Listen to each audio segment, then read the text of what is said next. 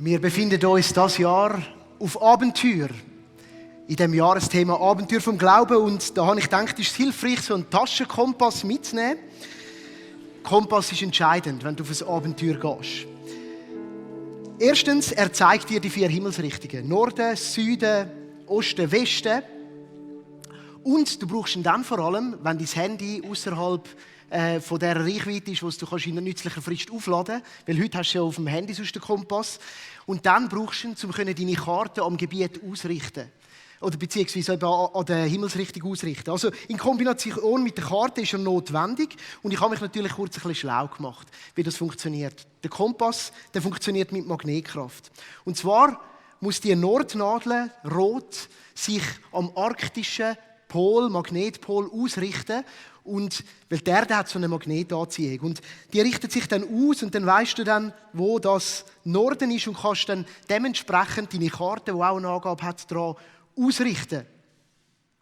Jetzt gibt es da ein paar Herausforderungen. Es gibt nämlich andere Magnetfelder, wo du vielleicht ein starkes Magnet mit dir herumtreibst und die können dann durchaus dazu führen, dass sich deine Kompassnadel in eine falsche Richtung verschiebt. Weil die Magnetkraft kann störend wirken und kann die Ausrichtung verfälschen. Was natürlich auch wichtig ist, ergänzend zum Kompass, ist immer auch neben der Karte ein Blick fürs Gelände notwendig. Weil das Gelände, das kann sich auch mal verändern und kann plötzlich neue Herausforderungen bergen. Unter dem Titel Kompass vom Glauben möchten wir 5 hilfreiche Orientierungspunkte anschauen, die uns helfen, mit Karte, Kompass im Gelände unterwegs zu sein. Jetzt, wie immer bei diesen Bildern, wir wollen sie nicht überstrapazieren, aber sie sollen so zum Weiterdenken anregen. Und so steht der Kompass heute da vorne, um uns in Erinnerung zu behalten. Wir möchten Orientierung finden. Und wir werden heute und an den kommenden 4 Sonntagen so 5 hilfreiche Punkte anschauen, die uns helfen, auf dem Abenteuer zu navigieren. Und dabei gibt es so 2 Grundhaltungen, die recht wichtig sind. Die erste ist, wie schon erwähnt, der Blick fürs Gelände. Für Merkmale um dich herum. Auf einem Abenteuer ist es entscheidend, dass du die Augen offen hast. Dass du achtsam bist im Unterwegssein. Dass du wahrnimmst, was um dich geschieht. Dass du im Gelände auch Sachen wahrnimmst. Vor allem darum, damit du Fehlangaben vom Richtigen unterscheiden kannst. Und das ist gar nicht so einfach manchmal, wenn man dann so im Abenteuer drin ist. Weil im Abenteuer, und ich hoffe, das hast du auch schon erlebt, da steigt manchmal der Puls ein bisschen, wenn es rasant wird, wenn es herausfordernd wird. Und wenn der Puls steigt und sich alles so ein bisschen verengt, kann sich eben der Blick auch verengen. Und wenn du dann dich aufs Falsche fokussierst, wird es gefährlich. Oder im Bild gesprochen, wir haben schon mehrmals jetzt darüber geredet, wir leben in einer sehr, sehr schnelllebigen Zeit, in einer mehrdeutigen Welt. Und wenn da so vieles schreit nach, hey, da ist im Fall eine Orientierung und da kann das echt schwer werden. Hey, auf was soll ich achten? Und manchmal kommt man in Stress und man weiss nicht mehr, wo durch. Ich habe so ein Erlebnis schon gehabt, zum Beispiel, wenn ich mit meinem Stand-Up-Paddleboard auf der finnischen See unterwegs bin. Eine Leidenschaft von mir. Es ist fantastisch. Allerdings ist es nicht so einfach zum Navigieren. Und wenn du denkst, du hast die nötige Seeenge gefunden, zum Durchgehen, zum ins nächste Seemeer zu kommen und reinpaddelst und plötzlich feststellst, Moment mal, ich habe zwar gemeint, das geht da weiter, aber das ist nur der nächste Wald und eine Bucht. Aber du hast jetzt gerade etwa 2 Kilometer in die Richtung gemacht, dann fängt das Herz an zu pöppeln und merkst so, hey, langsam habe ich Durst, ich weiss nicht, ob es noch lange von der Zeit her und der Blick wird ein bisschen enger und hey, ja, es ist nicht so einfach. Auch kann das ganz in dem Bild gesprochen eine persönliche Situation sein. Manchmal in deinem Leben, im Abenteuer von deinem Leben, geschieht etwas, das das Stresslevel erhöhen kann. Das können Erschütterungen sein. Und by the way, Erschütterungen dekalibrieren den Kompass. Das müssen wir uns bewusst sein. Also wenn du Erschütterungen erlebst, ist es ganz gewöhnlich, dass da mal etwas aus dem Ruder läuft, dass etwas ins Quackeln kommt. Dann ist es entscheidend, dass du deine Augen offen hast und auch weißt, auf was schauen. Ich glaube, es ist typisch für uns Menschen, dass wir in solchen Situationen nach raschem Halt suchen. Und es geht mir auch nicht darum, dass du dann rumtrödeln sollst. Ich meine, der Tag läuft, die Zeit läuft und weitergehen ist wichtig, aber manchmal lohnt es sich, um nicht einfach gerade Halt zu geben als Nächsten, wo du denkst, ja genau, da ist ja der Weg und dann laufst du los 2 Stunden und merkst, es hätte so einfach ein bisschen abgebogen, einen anderen Weg gegeben und jetzt musst du alles zurückgehen. So andere Punkte, die uns dann anziehen können, sind rasch das Halt suchen, um Sicherheit zu finden. Ich glaube, da gibt es viele Sachen, die in unserem Leben das sein können. Es kann sein, dass wir in dem Moment versuchen, unsere Orientierung an Menschen zu finden. Dort, wo wir in Beziehungen Sicherheit suchen. Wo wir denken, dort finden wir die Erfüllung von unserem Leben. Das kann aber auch sein, dass du das in deiner Karriere machst. Dass du alles tust für das. Weil du dort drin glaubst, dort drin finde ich den Halt. In dieser Zeit, wo ich stehe, für mein Leben, für meine Nöte, für meine Herausforderungen. Das kann sein, dass du das machst, indem du ganz gut schaust. Dass du deine Freiheit hast. Früher hat man gesagt, das sind andere Götter. Heute reden wir nicht mehr so in dieser Sprache. Aber es sind haltgebende Sicherheiten, wo wir uns schnell darauf stürzen. Besonders dann, wenn es ein bisschen unsicher wird. Dann fangen wir uns schnell an überlegen und einrichten. Sicherheit, Gesundheit, Versicherung, Geld, Job, eben unsere Freiheiten. Die Gefahr, die aber genauso das Verhalten birgt, ist, dass man sich am Falschen ausrichtet und dass man in die Sackgasse läuft. So andere Anziehungspunkte können zwar Erfüllung versprechen, aber eben plötzlich irgendwo in eine Sackgasse hineinführen. Ein anderes Verhalten, das ich feststelle bei Menschen und auch bei mir selber, ist das, dass, wenn ich dann schon mal in so eine falsche Sackgasse gegangen bin, dass ich sage, weißt du was, der Kompass verrumme ich ganz, der bringt mir eh nichts. Den brauche ich nicht. Lieber alles aufgeben und sagen, ich schlage mich irgendwie selber durch. Vielleicht aus Enttäuschung, weil gewisse Ansätze nicht hilfreich waren, im Leben zu navigieren. Alles mal über Bord werfen. Und in dieser Serie, wenn wir mit offenen Augen durch die Welt gehen und versuchen, die Orientierungspunkte zu entdecken, die uns wirklich helfen, das Wesentliche im Auge zu behalten. Uns nicht schnell zu zerstreuen lassen und vielleicht aufs falsche Rössli zu setzen, das am Schluss in eine Sackgasse führt. Sie sollen wirklich Halt geben. Und darum nehmen wir den Kompass gerade wieder führen. Eine zweite Vorbemerkung zu dieser Serie. Etwas ist entscheidend, wenn du auf ein Abenteuer gehst. Ein Entdeckungshunger und eine Begierde, mehr zu entdecken, zu erfahren, zu wissen. Eine fragende Grundhaltung. Es ist notwendig, dass du Fragen stellst. Jedes Abenteuer startet mit einer fragenden Grundhaltung. Die Welt zu entdecken hat mit dem zu tun. Und ich darf das im Moment wieder ganz praktisch erleben. Als Begleiter, Vater von meinen Kleinkindern. Die Kinder kommen in so Phasen vom Fragen. Da kannst du ihnen nie genug Antwort geben. Kaum hast du das Gefühl, jetzt hast du es perfekt präsentiert, kommt die nächste Frage. Aber warum? Und es ist der tiefste menschliche Hunger in uns drin, zu entdecken. Und wieso? Weil wir Orientierung brauchen, weil wir Halt brauchen, weil wir herausfinden wollen, wie die Welt funktioniert, wie es läuft. Das ist in uns angelegt. Und es ist mega wichtig und mega gut. Darum möchte ich dich ermutigen, auf dem Abenteuer vom Glauben sind Fragen erlaubt. Sie sind notwendig, sie sind wichtig. Fragen als bisherige Abenteuer, in der Reflexion von deinem Lebensweg. An deinen bisherigen Glauben. Ein Hinterfragen, ein Anfragen, ein Überprüfen, ein Mal nachschauen, hey, passt das? Moment mal, bin ich wirklich an dieser Felsgruppierung da vorbeigekommen, auf dieser Karte? Geht das auf? Fragen zu stellen zu Konflikt von Realität und dem, was eigentlich der Plan gewesen wäre. Theorie gegenüber einem Erlebnis.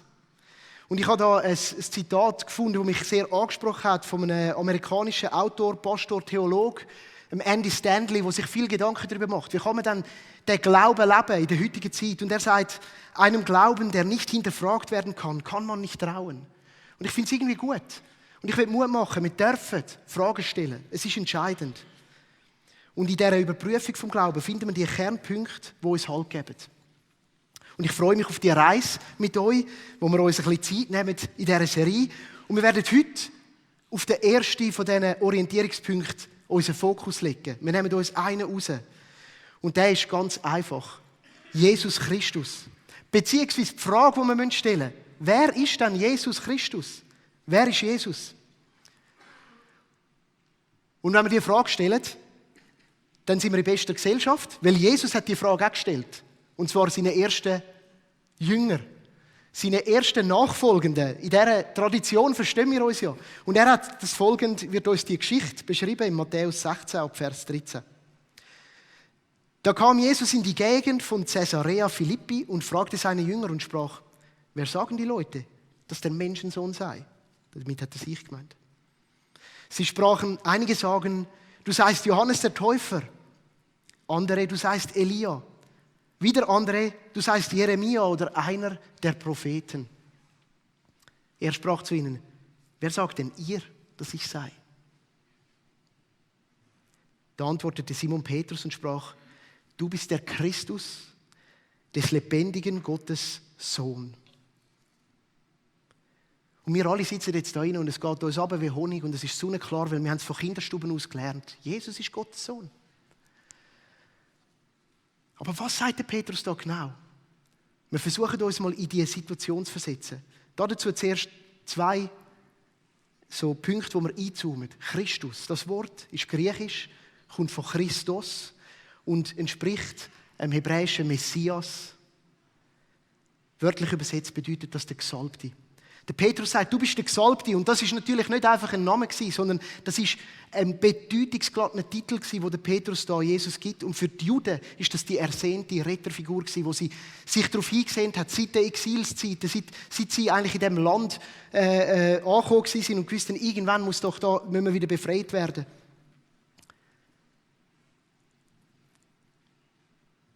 Und dann hat es eine zweite Zuweisung, die der Petrus gibt, und die heißt Sohn des lebendigen Gottes. Und auch da wieder müssen wir versuchen, den jüdischen Kontext irgendwie ein bisschen zu erfassen. Weil da schwingt vieles mit. Und für die Jünger, die ja jüdisch denken waren, ist da natürlich sofort so ein O-Ton aufgekommen. Von dem, was sie kennt hat. Von diesen Schriften, die sie kennt haben. Zum Beispiel der Psalmen, wo von dem König oder von dem lebendigen Sohn Gottes geredet wird. Das ist so eine prophetische Sprache auch, die auch bei den Propheten immer wieder gekommen ist. Und damit ist im jüdischen Denken eine zukünftige Herrscherfigur gemeint. Ein Herrscher von Israel. Ein Repräsentant von Gott auf dieser Erde. Und für sie war es klar, das muss ein zukünftiger König sein. Darum sagt man diesen Psalmen, die auf das hinweisen, der Königspsalmen. Also nochmal. Wenn es stimmt, was der Petrus gesagt hat, dann ist das echt eine starke Aussage. Weil dann findet sich in Jesus in der damaligen Zeit die Erfüllung von etwas, wo die ganzen Menschen, die dort gewohnt haben, darauf gewartet haben. Und ich glaube, was der Petrus in erster Linie Jesus wollte sagen, ist, hey Jesus, hey, ich bin im Fall mit dir auf deiner Seite. Ich glaube, dass du genau der Sohn Gottes bist. Aber die Aussage war mega provokativ, weil rund um sie herum sind Menschen, die das nicht geglaubt haben. Und auch wenn die Israeliten, die Juden, auf den Messias gewartet haben, haben sie grosse Skepsis gehabt, ob Jesus der ist. Gerade die Schriftgelehrten, die sind ihm extrem kritisch gegenübergestanden. Aus gutem Glauben. Sie haben eher die Vermutung gehabt, dass das einer von diesen Gotteslästerern ist. Und sie haben unbedingt herausfinden, ob das so ist. Sie haben gefunden, dass er das Gebot, du sollst den Namen vom Herrn nicht missbrauchen, sich daran schuldig mache. Zum Beispiel, indem er die Sünden vergeben hat. Und genau so eine Auseinandersetzung steht kurz vor dem Frage-Antwort-Spiel mit den Jüngern. Auch in dem Text vom Matthäus-Evangelium, wo die Schriftgelehrten gekommen sind, die Pharisäer gekommen sind und gesagt haben, wir verlangen von dir ein Wunder, Jesus, damit du beweisst, dass du der Gottessohn bist. Weil wir glauben dir das nicht. Du bist ein Scharlatan. Natürlich hat Jesus das nicht gemacht, einfach um der allgemeinen Unklarheit ein bisschen Unterstützung zu geben. Aber er ist nachher mit den Jüngern in einen Diskurs. Und der Petrus sagt, du bist der Christus, der lebendige Gottessohn. Und Jesus sagt ihm dann, selig bist du, Simon, Jonas Sohn. Denn Fleisch und Blut haben dir das nicht offenbart, sondern mein Vater im Himmel.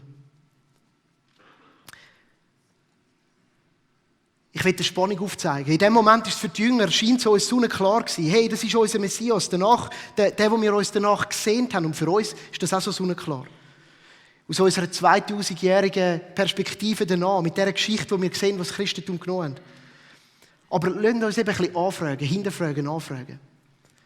Weil für die Jünger ist zwar in dem Moment vielleicht gerade so ein Moment gewesen, wo es recht klar war, aber das Ganze ist hart erschüttert worden.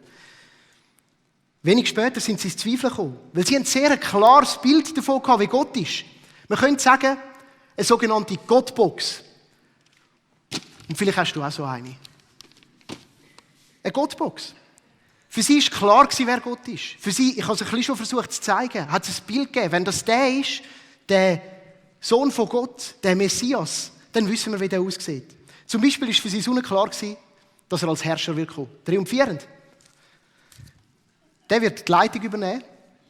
Das wird keine Frage sein. Er wird regieren. Er wird politischen Einfluss haben. Das wird sich vermischen, religiös und politisch. all das kommt. Und ehrlich gesagt, hat es super gut ausgesehen am Anfang. Dann ist das Passafest langsam näher gekommen und sie sind Richtung Jerusalem. Und dann ist der Einzug nach Jerusalem mit den Palmwedeln. Und ich meine, alles war, hey, genau, jetzt passiert. Und die Leute haben gerufen, Hosanna, Hosanna. Und sie haben den König empfangen in der Stadt. Aber dann plötzlich hat die Dynamik angefangen zu kippen. Vom glorreichen Umzug schwenkt es um und im Garten Gethsemane wird Jesus festgenommen. Und man muss sich fragen, Moment mal, was ist eigentlich los? Ist der Gott, der Königsgott, ist der gerade am Verlieren? Geht der gerade unter? Ist das möglich? Die Krone können wir mal wegtun, gell? Die ist in dem Moment Geschichte geworden. Und wir merken, wie etwas passiert. Es ist herausfordernd worden für sie. Sie sind skeptisch geworden. Ich glaube, wir können uns gar nicht so ganz vorstellen, was für eine Glaubenskrise das für die ersten Jünger ausgelöst hat. Der Moment, wo der, was sie gemeint hat, der komme, um das Land zu regieren, um sie befreien von den Römern. Wo der von den Römern festgenommen wird. Und wir sehen, dass sie mal in erster Linie vor allem etwas gemacht haben. Sie sind davon gerannt. Es gibt wenige Beispiele, die so ein bisschen noch auf Tuchfühlung geblieben sind. Aber am Schluss, ich stelle mir das vor, haben definitiv auf die falsche Karte gesetzt. Und ich glaube, was klar wird, ist, dass der Jesus das Gottesbild der Jünger damals massiv gesprengt hat. Und die Gottbox eben total anders aussieht, als man sich das auch überlegt hat. Willst du zeigen da? Jetzt tun wir mal weg da. Was klar ist, dass das Gottesbild durch Jesus jedes Mal wird herausgefordert werden. Und ich glaube, das gilt auch für heute noch. Aber was wir feststellen ist, dass am Kreuz Jesus gezeigt hat, wer Gott ist. Und wo die Menschen in dieser Szenerie zu ihm Nein gesagt haben, ihn ganz bewusst aktiv abgelehnt haben. Wir sehen das beispielshaft bei dem Verhör. Und am Schluss, wo sie noch die Wahl haben, welchen wollen wir? Den Barabbas oder den Jesus? Und sie sagen, nein, wir wollen den Jesus nicht. Für die Jünger ist der Zapfen ab. Alles vorbei, Ende aus. Aber in dem Moment, wo die Menschen zu Jesus Nein gesagt haben, in dem Moment, wo sie ihn abgelehnt haben, ist er das Kreuz. Und auch wenn er sich seine Herrschaft nehmen lassen hat, wo alle gemeint haben, er werde sie einnehmen, hat er sich etwas nicht nehmen lassen. Nämlich in dem Moment, zu ihnen Ja zu sagen. Zu der ganzen Menschheit Ja zu sagen. Und beispielshaft wird uns das gezeigt, dort, wo er sagt, Herr, vergib ihnen. Weil sie wissen nicht, was sie tun. Jesus wird unser Gottesbild immer wieder herausfordern. Er wird unsere Gottbox sprengen und er hat das bei den ersten Jüngern da.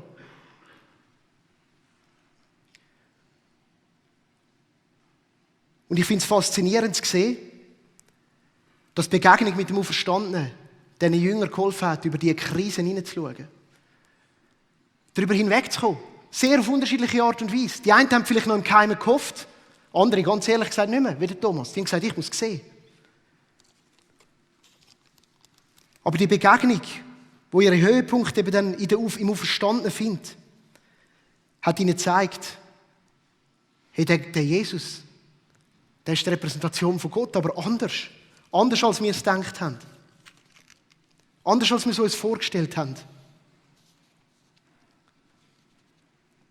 In der Auferstehung ist das alles klar geworden. Und heute, gute 2000 Jahre später, hat sich in der Christenheit eine Wahrheit und eine Überzeugung darum klar durchgesetzt. Und ich finde es faszinierend. Es ist wahrscheinlich das Einzige, wo die gesamte Vielfalt der Christenheit sich einig wird. Jesus ist der Messias, der Sohn von Gott, der den Tod überwunden hat. Und darum ist Jesus Christus der grundlegendste Orientierungspunkt. Aber manchmal geht das durch eine Krise. Und manchmal geht das nur dann, wenn deine Gottbox sich sprengen lässt. Das, wo du das Gefühl hast, wie Gott ist. Und darum haben wir den Jesus als den Orientierungspunkt. Und ich möchte jetzt noch auf 2 so grundlegende Qualitäten eingehen, die das mit sich bringt. Die uns Halt geben können in dem Unterwegssein. Und für die erste von denen möchte ich euch gerade wieder mitnehmen auf eine Geschichte, wie sie uns berichtet wird, wo Jesus mit den Jüngern unterwegs ist. Und es ist ein Teil aus einer längeren Rede, wo er ziemlich am Ende von seinem Unterwegssein mit den Jüngern gehalten hat, wo er nochmal irgendwie einen näheren Austausch mit ihnen gekommen ist. Und wir lesen dann im Johannes Kapitel 14 ab Vers 5. Wie der Thomas sagt, Herr, wir wissen doch nicht einmal, wohin du gehst. Wie sollen wir dann den Weg dorthin kennen? Und dann hat Jesus gesagt, ich bin der Weg, ich bin die Wahrheit und ich bin das Leben. Zum Vater kommt man nur durch mich. Wenn ihr erkannt habt, wer ich bin, werdet ihr auch meinen Vater erkennen. Ja, ihr kennt ihn bereits, ihr habt ihn bereits gesehen. Ich mache eine kurze Pause da. Auch das ist so ein Text, den habe ich immer durchgelesen. Und ja, you are the way, the truth and the life. Das ist noch meine Generation, Hillsong United. Kennen ihr auch? One way, Jesus. Aber was der Text aussagt, ist faszinierend. Ich meine, wir müssen uns das mal vorstellen. Die Jünger haben ja das alles in dem Moment noch nicht gewusst. Sie haben immer noch ihre Gottbox gehabt. Und jetzt kommt da der Rabbi und der Rabbi war da, um irgendwie zu zeigen, wie Gott ist. Aber jetzt sagt der Rabbi, wenn ihr mich gesehen habt, werdet ihr meinen Vater erkennen. Ja, ihr kennt ihn schon, ihr habt ihn schon gesehen. Das ist recht provokant. Wenn ich da vorne würde sagen, schaut mich an. Seht ihr, wie Gott ist, gell? Ich glaube, dann müsst ihr ziemlich schnell den Abgang machen. Das kommt nicht so gut. Und es wäre gut, wenn ihr das nicht wieder einfach so hinnehmen. Ich meine, muss da schon ein bisschen vorsichtig sein. Und ehrlich gesagt habe ich so dann die Reaktion der Jünger noch nie verstanden, aber es macht so verständlich, dass nachher der Philippus sich einschaltet und dann sagt, ab Vers 8, Herr, easy bleiben. Zeig uns einfach den Vater. Das genügt uns. Du musst nicht der sein für uns. Du musst den uns nicht zeigen. Du bist das nicht. Einfach, du bist schon krass. Du bist ein Prophet, du bist weiss nicht was alles, aber zeig uns einfach den Vater. Zeig uns den Weg zu ihm, aber nicht, wenn wir dich gesehen haben dann. Ich habe es noch nie so gelesen. Aber plötzlich merkst du, es ist so verständlich. Und dann sagt Jesus, so lange bin ich schon bei euch. Und du kennst mich immer noch nicht, Philippus. Wer mich gesehen hat, hat den Vater gesehen. Wie kannst du da sagen, zeig uns den Vater?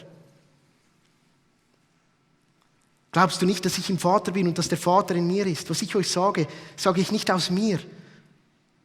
Der Vater, der in mir ist, handelt durch mich. Es ist alles sein Werk. Hey, ganz ehrlich, auch wir hätten Mühe mit dem.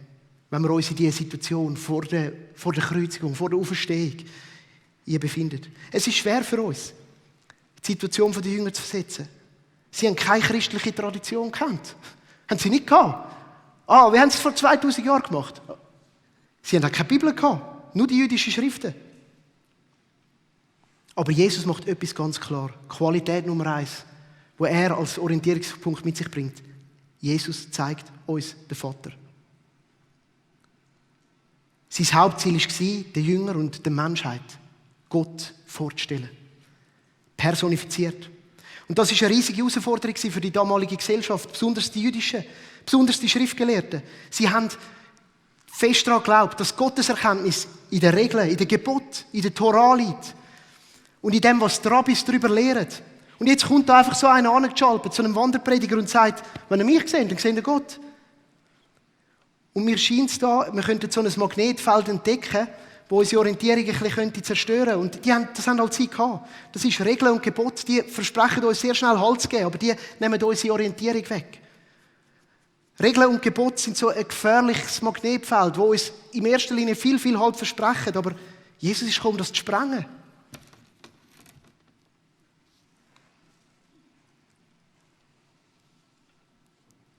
Wo sind wir in der Gefahr, unsere halt die Regeln und Gebote statt im menschgewordenen Gott Jesus zu suchen? Der christliche Glaube orientiert sich nicht an Gebote und Regeln, sondern am menschgewordenen Gott.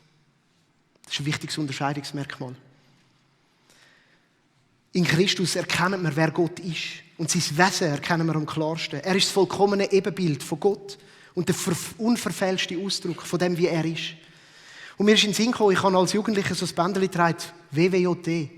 Und ich trage es aus Überzeugung nicht mehr, weil ich habe das Gefühl, man hat sich so angelegt in der Hoffnung, dass dann einem mehr Leute darauf ansprechen und es ist dann doch komisch gewesen und so. Aber die Idee dahinter ist grossartig. Was würde Jesus machen? Lass uns nicht an Gebote uns halten, sondern WWJT. Was würde Jesus machen? What would Jesus do?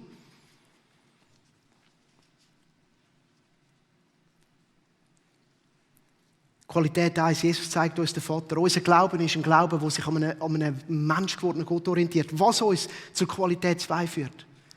Gott verortet sich durch Jesus in der Geschichte der Menschen. Zeig mir einen Gott, der das je gemacht hat. was uns zu einem anderen, das ist ein unglaublicher Aspekt, eine unglaubliche Qualität. Welcher Gott würde das machen? Welcher nimmt den Weg auf sich?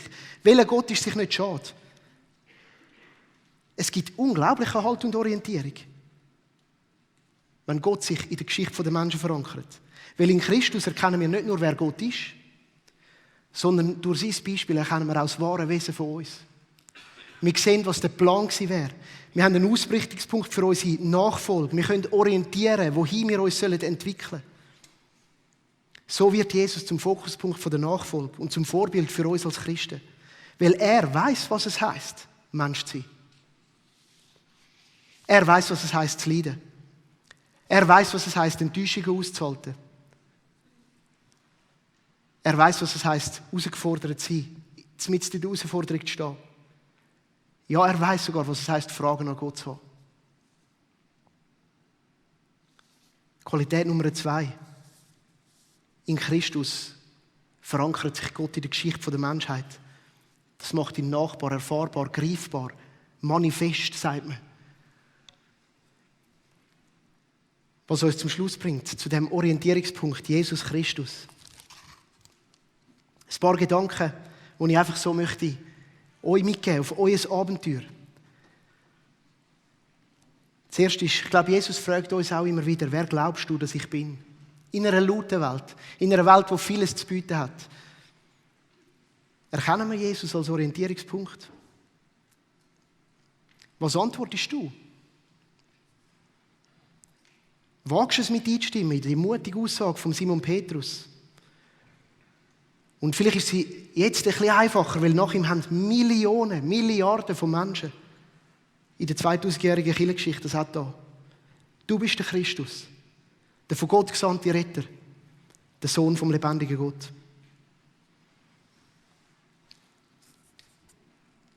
Ich wünsche mir, dass es dich anregt, das, was du heute gehört hast, um dir die Frage nochmal zu stellen. Ich finde es aber auch ganz wichtig, man muss das nicht schnell beantworten. Das sind riesige Fragen und das ist in Ordnung. Und wir erinnern uns, ein Glaube, der nicht hinterfragt werden kann, dem kann man auch nicht so vertrauen. Und du bist auch nicht die einzige Person, die sich schon Fragen zu dem gestellt hat. Das ist auch mega ermutigend. Viele erleben so Fragen. Und ich mache da vor allem Mut. Halt mal drin aus und ring darum wirklich.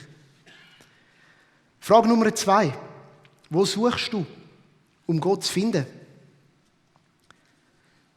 Und ich glaube, da brauchen wir immer auch Offenbarung, oder? Wie der Petrus. Da braucht es etwas Übernatürliches, etwas, was in uns geschieht. Eine Entlarvung von den falschen Göttern. Ich benenne es jetzt so. Hey, wo hast du die in deinem Leben? Willst du dir einen Moment Zeit nehmen, um dich das auch zu fragen? Und was wir uns möchten auf unser Abenteuer mitnehmen, ist, wenn wir Gott suchen, dann schauen wir zuerst bei Jesus. Weil er hat gesagt, ich zeige euch den Vater. Und falls du in der Gefahr stehst, vermeintlich haltgebende Regeln und Gebote Halt suchen, dann möchte ich fest ermutigen, hey, wag's mal bei Jesus zu schauen. Er ist der grosse gemeinsame Nenner für die ganze Christenheit. Es lohnt sich. Und so eine dritte Frage, die reinspielt für mich, ist die Frage, die wir uns stellen können, hey, sind wir überhaupt noch herausgefordert in unserem Gottesbild? Oder ist das alles so perfekt erfasst im Böckli drin? Und ich glaube, um irgendwie Halt und Orientierung zu finden, kann man sich diese Frage einmal stellen. Zur Überprüfung. Bist du noch herausgefordert, dein Gottesbild manchmal zu überarbeiten? Falls ja, ist es ein sehr gutes Merkmal, dass du auf Jesus ausgerichtet bist. Weil Jesus sprengt unser Gottesbild immer mal wieder.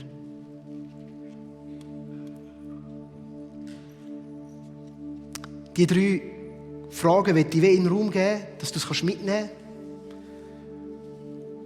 Und darunter eine grosse Ermutigung legen. Orientiere dich an Jesus. Das gibt Halt.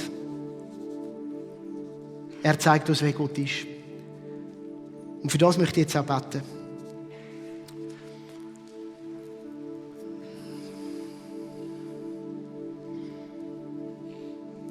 Jesus, ich wende meine Worte heute an dich. Du hast uns gesagt, wir sollen zum Vater im Himmel beten, aber ich spreche dich heute an, Jesus. Zeig uns, wer du bist. Lass du uns dich erkennen in unserem Abenteuer vom Alltag. Das sieht so unterschiedlich aus bei jedem von uns. Und Jesus, manchmal musst du das wirklich ganz übernatürlich tun. Und darum bitte ich dich, offenbar dich uns neu. Und dann bitte ich Jesus, zeig uns den Vater. Du siehst, was wir alles für Fragen in uns tragen. Fragen an dich, grosser Gott. Ja, wir wagen es als Menschen manchmal, dich zu hinterfragen, anzufragen. Unser Unterwegssein mit dir zu hinterfragen. Jesus, zeig uns den Vater. Und ich bitte, dass du, grosser Gott, den Mut in uns hineinschaffst. Sicherheiten, die wir so in der Hand haben, von unserem Abenteuer ein bisschen auf die Seite zu legen. Andere Götter zu entlarven, abzulegen. Gib uns Mut und Kraft, auf das Abenteuer uns einzulassen. Fragen auch auszuhalten, trainiert zu laufen und trotzdem nicht einfach alles loszulassen. Ich danke dir, allmächtiger, grosser Schöpfergott von Himmel und Erde, dass du dir nicht schade bist, um dich selber in der Geschichte der Menschheit zu verwurzeln. Und niemand zweifelt das an. Dass der Jesus auf dieser Erde gewohnt hat, gelebt hat, unter uns gewandelt ist. Das ist grossartig. Unglaubliche Qualität. Wir wollen uns besonders an dem ausrichten. Wir wollen das als auch eine Antwort geben, uns da an dir ausrichten. Danke dir, Heiliger Geist, dass du jedem von uns einzeln die Frage jetzt auch bewegst. Und anfängst die Augen öffnen, Offenbarung schenken, für was das dran ist vom Abenteuer vom Glauben. Amen.